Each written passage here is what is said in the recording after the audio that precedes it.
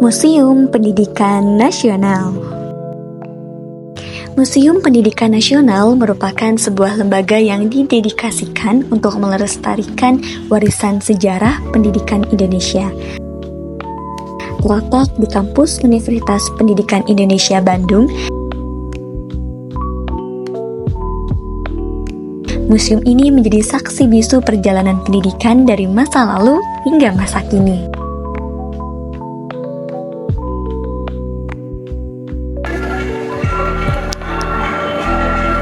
Halo teman-teman, hari ini kita sedang berada di Museum Pendidikan Nasional Universitas Pendidikan Indonesia.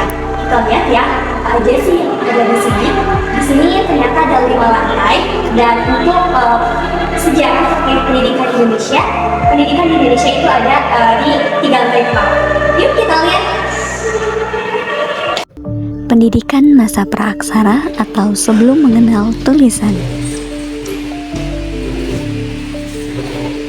Oke teman-teman, jadi ketika kita masuk ke lantai 1, di sini kita disebutkan dengan sejarah pendidikan pada masa prasejarah, di mana pada masa prasejarah ini pendidikannya masih sederhana dan tingkatannya masih di tingkat keluarga.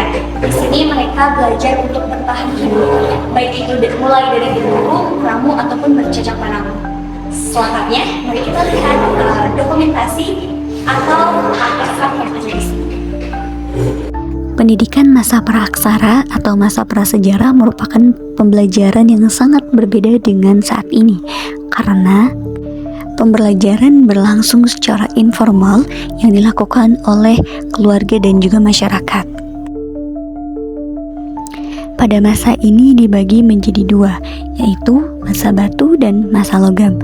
Mereka belajar bagaimana caranya untuk bertahan hidup dengan cara meniru orang tua mereka, yaitu seperti berburu, meramu, dan membuat alat sederhana.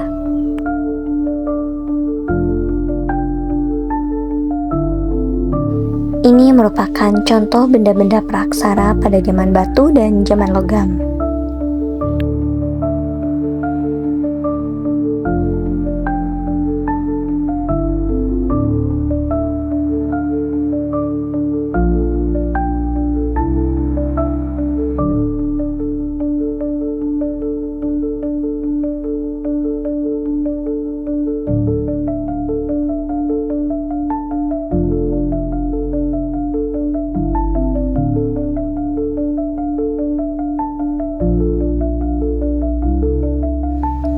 Pendidikan masa berbasis agama Hindu dan Buddha.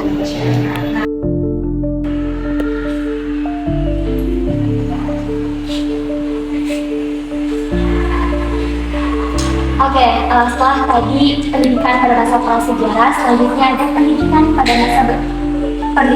masa berbasis agama Hindu dan Buddha.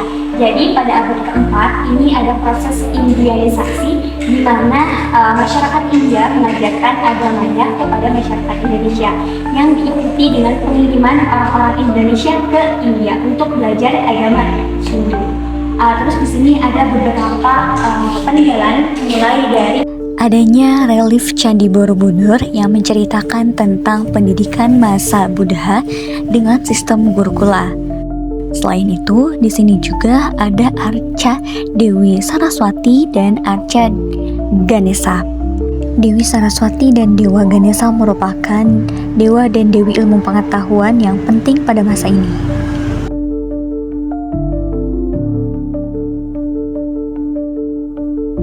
Proses Islamisasi di Indonesia merupakan salah satu sejarah yang penting dalam membentuk identitas bangsa Indonesia.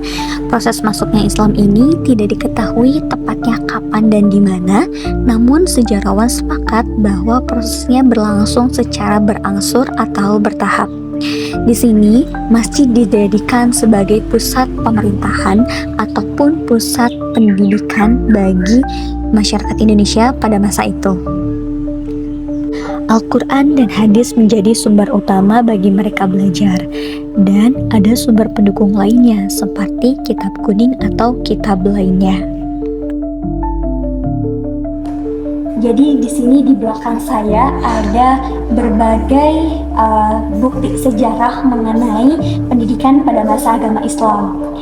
Jadi pada masa pendidikan agama Islam, masjid dijadikan sebagai pusat pendidikan, di mana di sana terdapat berbagai aktivitas untuk memperdalam ajaran agama Islam itu sendiri.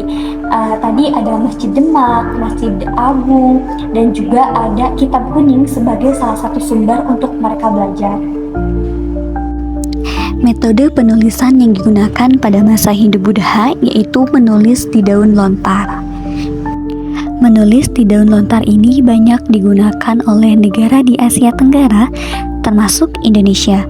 Karena prosesnya cukup rumit dan memerlukan keahlian khusus, alat ini lebih sering digunakan untuk menulis kitab suci atau teks suci lainnya.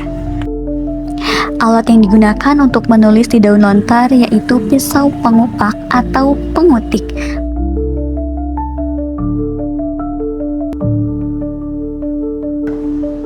Dan ini merupakan salah satu contoh hasil menulis di daun lontar. Alat tulis yang digunakan pada masa pendidikan agama Islam yaitu pena bulu angsa, dengan tinta yang digunakan bernama mangsi gentur. Mangsi gentur menjadi bagian dari kekayaan tradisi alat tulis di Indonesia. Saat ini kita dapat menemukannya di Desa Petei Condong, Desa Songgom, Kabupaten Cianjur.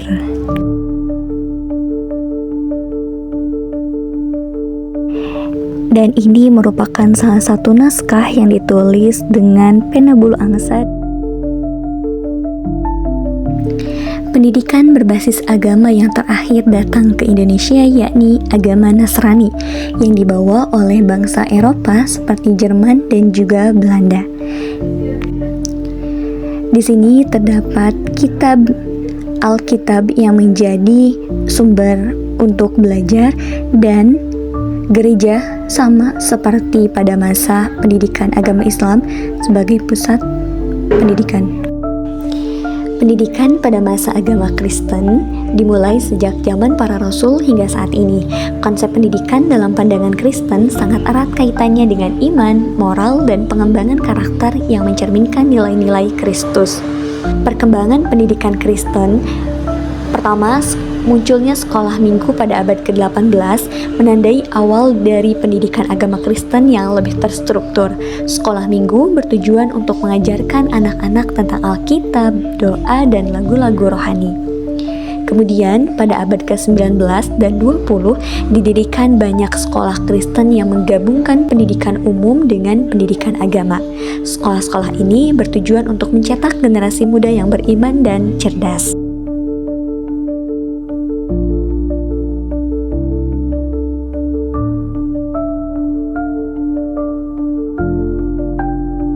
Dari sekian banyak sistem yang ditinggalkan Belanda di Indonesia, salah satunya adalah sistem pendidikan. Namun, pendidikan pada masa kolonial Belanda lebih berorientasi pada kepentingan kolonial daripada kepentingan bangsa Indonesia. Karena tujuan pendidikan pada masa itu yaitu untuk menyebarkan budaya Belanda serta mempersiapkan tenaga kerja terampil dengan jabatan dan gaji yang rendah.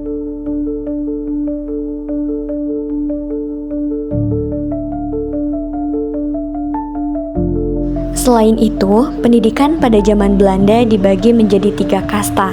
Pertama, pendidikan untuk orang Eropa, pendidikan untuk orang Cina, dan pendidikan untuk orang pribumi. Pada museum ini terdapat data sekolah, biaya sekolah, dan bangunan-bangunan pada masa pendidikan kolonial Belanda. Nah, teman-teman, ini contoh sekolah-sekolah yang ada di Indonesia pada zaman Hindia Belanda.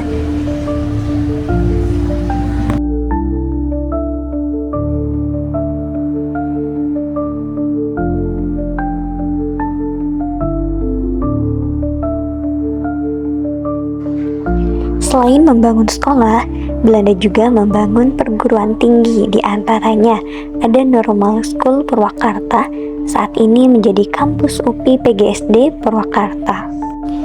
Ada juga THS Bandung atau saat ini kita kenal dengan kampus ITB atau Institut Teknologi Bandung.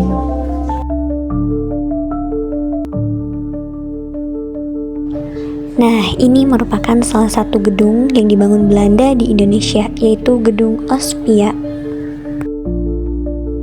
Terdapat 4 karakter utama pendidikan Belanda, yaitu diskriminatif, konkordansi, gradualis, dan pengawasan yang ketat. Untuk memperoleh dukungan penduduk Indonesia, Jepang mengajak tokoh pendidikan kala itu Ki Hajar Dewantara sebagai penasihat bidang pendidikan. Jadi teman-teman, di sini ada pendidikan pada masa pendudukan Jepang. Ada beberapa usaha yang dilakukan oleh Jepang, salah satunya adalah dengan mengirimkan guru ke Jakarta. Jadi dari setiap kabupaten atau kota mengirimkan perwakilannya untuk diberikan pelatihan. Nah, tujuan dari pelatihan ini adalah untuk menyeragamkan pengertian dan pendidikan pada masa pendudukan Jepang ini. Ada beberapa bahan pokok yang diajarkan, di antaranya ada 6. Salah satunya adalah agar siswa memiliki semangat Jepang, mereka diharuskan menyanyikan lagu kebangsaan Jepang Kimigayo, melakukan penghormatan untuk kaisar ke arah Tokyo, serta menghormati bendera Jepang Hinomaru dan gerak badan Taiso. Berikutnya, pendidikan pada awal kemerdekaan. Oke, di sini ada suasana belajar pada tahun 1950. Pendidikan di Indonesia sebelum tahun 1945 ini kurang diperhatikan karena bangunan-bangunan sekolah pun digunakan untuk barak-barak militer. Namun setelah tahun 1950, pendidikan mulai diperhatikan, mulai adanya bangunan-bangunan sekolah. Pembelajaran pun mulai kondusif. Namun di sini mereka belum menggunakan seragam, masih menggunakan baju bebas seperti itu.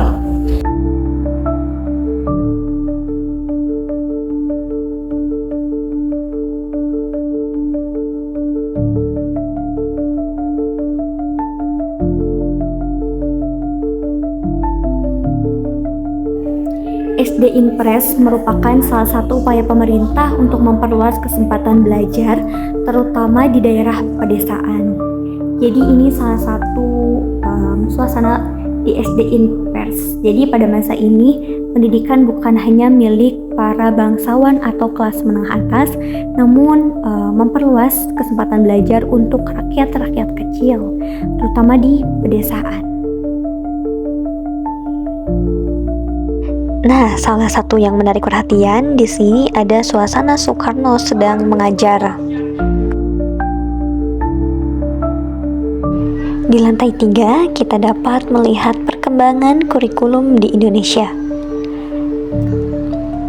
Mulai dari kurikulum 1947, yaitu kurikulum rencana pelajaran, sampai kurikulum 2013.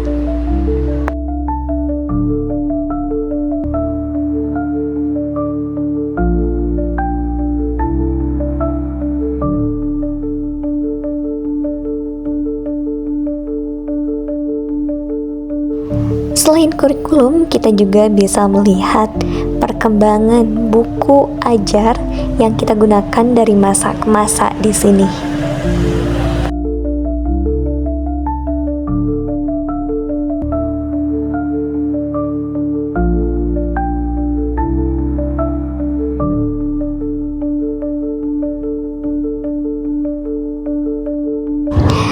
Bukan hanya kurikulum dan juga buku, kita juga di sini dapat melihat seragam yang digunakan oleh para guru dari masa ke masa. Di sini juga, baik di lantai 2 atau lantai 3, terdapat seragam yang digunakan oleh siswa-siswa dari masa ke masa.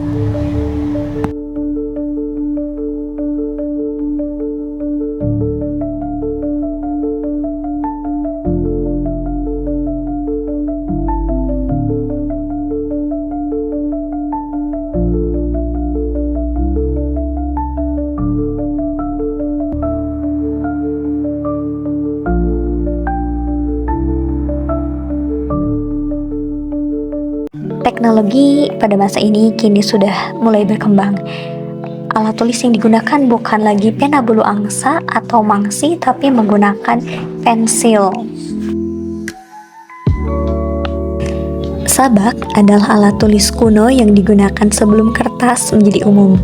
Sabak terbuat dari lempengan batu yang tipis dan datar, biasanya dari jenis batu tulis atau batu sabak.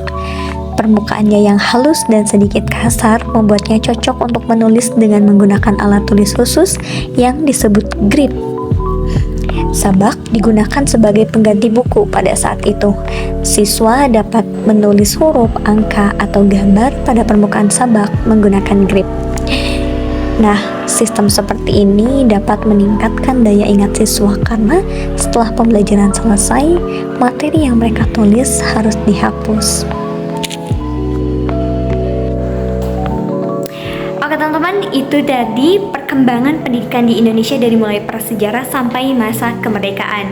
Bukan hanya itu, tadi juga kita sudah belajar bagaimana perkembangan alat tulis, perkembangan seragam, perkembangan sistem pendidikan yang ada di Indonesia ini. Terima kasih, sampai ketemu di pembelajaran dan perjalanan berikutnya. Bye!